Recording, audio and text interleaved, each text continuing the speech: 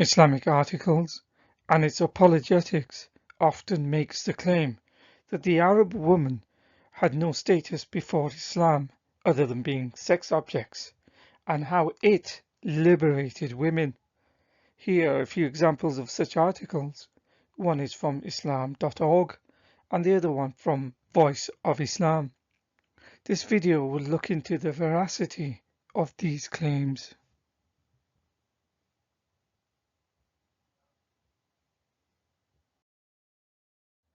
What the Muslim apologists conveniently omit is when one actually looks at Islamic references. Allah and Muhammad said some damning things about women, such as how she is to be ready at all times to sexually gratify her husband, otherwise she is cursed, as it says in Sahih Muslim 1436. Muhammad went on to say in Sahih Bukhari 304 that most women will be in hellfire due to not being grateful to their husbands, and insults them by saying they are deficient in their religion and intelligence. According to the Quran, a husband is allowed to beat his wife. Her share of inheritance is less than her male counterpart, and a man's witness testimony is worth more than a woman's due to her intelligence being low, as confirmed by the hadith in Sahih al-Bukhari. In Sahih Muslim 1403, Muhammad describes women as devils only because he was aroused by a woman, then sexually satisfies himself by having intercourse with his wife Zainab. This kind of language and rhetoric has seen women abused if they are not covered head to toe. Muhammad falsely projects his guilt on the woman due to not being able to control his own lusts and desires. The woman is the one who is incorrectly being blamed and disadvantaged. This is hardly liberating language. The consequences of these teachings are all too evident, especially in countries where the Islamic law is implemented. Cambridge-educated Professor of Divinity at Harvard, Dr. Leila Ahmed, explains the notion that Islam emancipated women is propaganda and politically motivated in order to elevate Islam. In her book, she says, and I quote, "Islamic civilization developed a construct of history that labeled the pre-Islamic period the age of ignorance and projected Islam as the sole source of all that was civilized, and used that construct so effectively in its rewriting of history that the peoples of the Middle East lost all knowledge of the past civilizations of the region. Obviously, that construct was ideologically serviceable, successfully concealing, among other things, the fact in some cultures of the Middle East women had been considerably better off before the rise of Islam than afterward." In this article, written by an objective Muslim, reiterates that often Islamic articles and their scholars generally make the false claim that Islam bettered the lives of Arab women compared to pre-Islamic Arab women, but these narratives do not accurately cover the plight of women in Arabia before Islam. After quoting Leila Ahmed from the previously cited source, it then goes on to say the rhetoric is politically motivated maneuvered to make the religion of Islam the liberator of women. Next, some examples will be given in regards to some Arab women before Islam. It will be shown how some of these women were prominent and very powerful, in fact more powerful than any Arab woman ever was after Islam. For example, founded back many millennia and attaining prominence in the 3rd century BC, the kingdom of Tadmor, or Palmyra as it is known today in modern Assyria, was affluent as it controlled the vital trade route between Mesopotamia and the Mediterranean. This kingdom excelled in international trade, but eventually came under the control of the expanding Roman imperialism due to its strategic location. In 263 AD, King Odenatus, who was of Arab descent, assumed the title of King of Kings. He held a position within the Roman Empire as an ally when he assisted the Romans in their war against Persia. After his death in 267 AD, unlike her husband, however, the king's widow, Queen Zenobia, was not content just to remain a Roman client. In 269, she seized Egypt and declared herself its queen. She then conquered much of Asia Minor and declared her independence from Rome. In so doing, she proclaimed her son emperor and assumed the title of empress for herself, thus declaring Palmyra's secession from Rome. This angered the Romans and it led to the destruction of the kingdom of Tadmor and the capturing of Queen Zainab. The point is, by conquering Egypt and capturing Roman provinces, she nearly transformed her realm into an empire equal to Rome. She died in 274 with many tales recorded about her actual fate. Her rise and fall have inspired historians, artists and novelists. Even till today, this warrior queen is a patriotic symbol in Syria. Her image can still be found on their currency. Even during Muhammad's time, there were very powerful women. One such example is Hind bin Utbah. She was the wife of Abu Sufyan, a powerful man of Mecca. She was the mother of Muawiyah I, the founder of the Umayyad dynasty. Both Abu Sufyan and Hind originally opposed Muhammad before their conversion to Islam in 630. To avenge her family's death at the Battle of Badr at the hands of the Muslims, she herself participated in the Battle of Uhud. She stood in the middle of her army and then urged them to fight and not to escape. This time round, the battle was a victory for her and her army against Muhammad and the Muslims.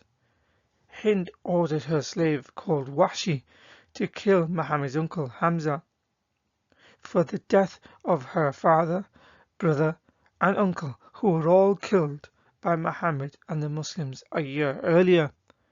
Though initially vilified, later she is praised in Islamic sources, especially for her bravery and military role at the Battle of Yarmouk in 636 against the Romans. In that, just like at Uhud, every time some men ran away, she and the women turned them back and fought. She even reprimands her husband, the powerful Abu Sufyan, and other men for trying to flee the battle, and recites the same poetry she had recited when she fought against the Muslims at the Battle of Uhud many years earlier.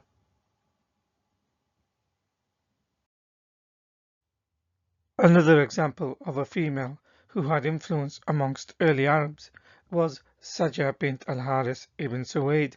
She was from the tribe of Banu Taghlib. Just as her contemporary Muhammad claimed to be a prophet, she too also claimed prophethood in 7th century Arabia, and was the only Arab female claiming to be a prophetess during the wars of apostasy. Before claiming to be a prophetess, Sajah had a reputation as a soothsayer. Such was her influence and respect, some important people joined her mission, with over 4,000 people gathering with her to face the Muslims in battle. as her actions were in direct contravention to Muhammad and the Muslims. At the Battle of Yamama in 632, after her husband Musaylima, who also claimed prophethood, was killed and beheaded by the Muslims, she was forced to recant and accept Islam in order to save her life.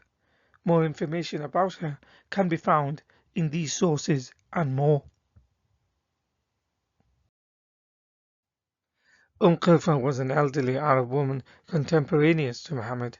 She belonged to a pagan tribe named Banu Fazara. She was also chief of her clan and a very powerful woman. Such was her power and sphere of influence. The Arabs used to say about her, quote, "Had you been more powerful than Qilfa, you could have done no more." End quote. She was brutally killed when Muhammad and his followers raided and overpowered them.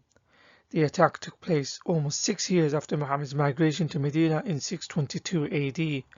Early traditional sources recount how Muhammad's companions tied Qilfa to a pair of camels, which, after being made to run in opposite directions, teared her body in half. They later took her daughter to be given to one of Muhammad's companions. Here are some references and sources from traditional Muslim sources about the incident. Muhammad despised women being leaders. His actions against powerful women explains his disdain when he stated, "Never will succeed such a nation as makes a woman their ruler." He said this in reference to when Persia had selected a woman as their leader. This would have made her the most powerful woman in the world at the time. Islamic websites attested by contemporary and classical scholars agree with Muhammad's sentiments and actions. His statements have been used ever since to deprive women of holding leadership positions. Khadija, Muhammad's first wife, 15 years his senior, she was the most powerful of the two during her life. She was the rich and influential one who financed his mission. Prior to Muhammad's claim to be a prophet, he was comparably insignificant. She was wealthy, powerful, and his employer. He was a poor orphan, and she was the one who went on to support and fund his prophethood when he made these claims 15 years into their marriage at the age of 40. She was 55 at the time. So even from within Islamic apologetics, how it can be claimed women had no rights before Islam when they have people such as Khadija amongst their midst is astonishing. Such was her level of influence and importance as a historical figure. She was included in the iconic book and the bestseller of its era, the Iconum Insignium, compiled during the Renaissance period. A book with portraits of renowned individuals from different eras and places, from Abraham as well as other Old Testament prophets to Jesus, from monarchs and Caesars to mythical figures and philosophers. Although Muhammad is not included in the book, Khadija has been honored to have been given a portrait medallion within the book, making her the only Muslim and female to have been given this honor. So in conclusion, women held prominent roles of leadership before Islam. Muhammad himself has had a great deal to thank his first wife Khadija, as he existed on the coattails of her wealth and status whilst she was still alive. She was the one who gave him the eventual springboard for his later claim to prophethood. After his claim to so-called prophethood and soon after the death of Khadija, Muhammad denigrated women, calling them less intelligent and deficient in their religion, that the majority of women will be in hellfire for displeasing their husbands, and are cursed if they do not attend to their husbands' sexual needs, that they cannot be leaders, that they come in the shape of a devil, and so on. The Quran promotes violence against women. It says they are to inherit less than their male counterparts, that their witness testimony is half of a man's due to the deficiency in her intelligence. All these misogynistic and chauvinistic teachings have had a damaging consequence that still has a lasting effect all over the world where Islamic law is implemented. In this video, it was shown how, before Islam, women were allowed to be leaders. They were allowed to be successful businesswomen. They were allowed to become queens and empresses. They were allowed to become a warrior or a prophetess. They were respected and had huge power and influence over huge swathes of people, men and women. They took part in active life however they saw fit, without a man telling them what was best for them. Islam brought with it a decline in their status when Muhammad introduced misogynistic teachings.